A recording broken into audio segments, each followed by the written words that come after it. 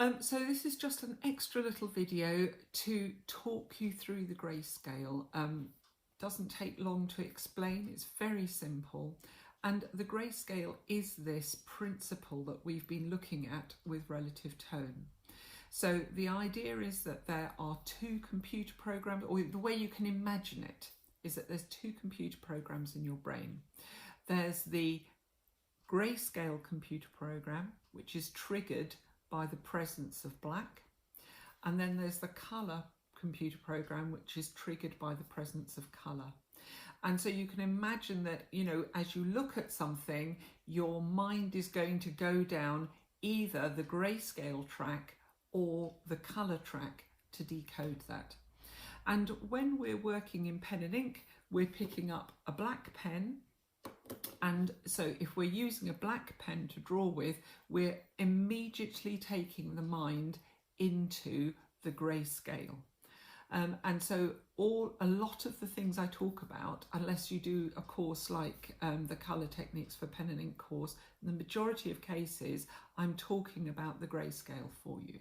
And the idea of the grayscale is that the eye scans across a piece of drawing, it scans across an image, and it identifies the darkest and the lightest tones. And as it identifies those, it then shuffles everything else in between into the grayscale. So everything else is in the mid-tone.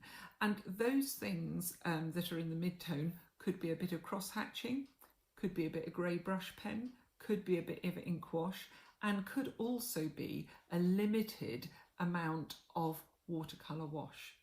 So a colour that is put on thinly, or if you're working digitally, something that has white pixels in it. So something that is less opaque if you're working digitally. All of those things will be categorised as you are evaluating that visual information, as you're decoding it and trying to work out what shape you have there. All of that will be shuffled into the grayscale.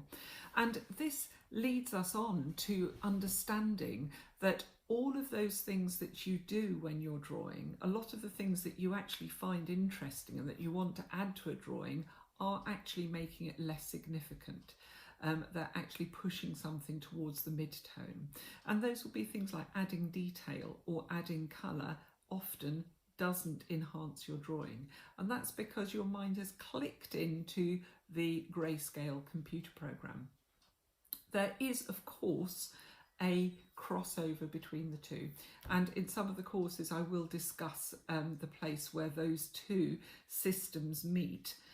And you know, we can go into it in quite a lot of detail and get quite nerdy about it, but I do find it's really helpful if you imagine them as two separate computer programs, particularly in the early stages of drawing. It really helps you to construct a drawing that you have a really strong emotional response to, because in identifying a shape in the grayscale, there's an endorphin reward. We're back to the primal reward system. And it also means that when you're using something like, as soon as you use a black pen, you have to preserve some white tones. You might go to a class where they tell you to pop a little white highlight in, but that's not enough. You really need that chunk of plain white paper. The computer program can tell, your supercomputer can scan all of that, and it can tell, even if you're creating a piece of digital art, it can tell where the chunks of white pixels are, even if they're tiny.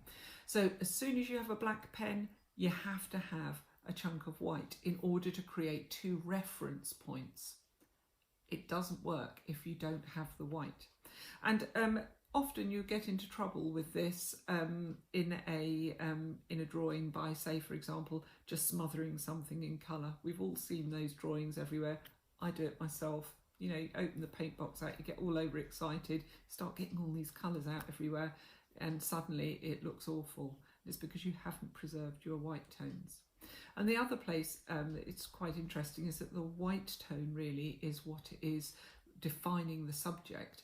And often if you get really, really intense detail on the thing you actually find interesting, the thing you want to be the subject, you make it less by making too many pen marks, because of course more pen marks drive you towards the mid-tone. But lots more about this in the classes. This is just your simple explanation to get you started on thinking in that way, but there will be countless examples where you can practice this, so don't worry too much if you don't understand it all straight away. Okay, thanks for watching.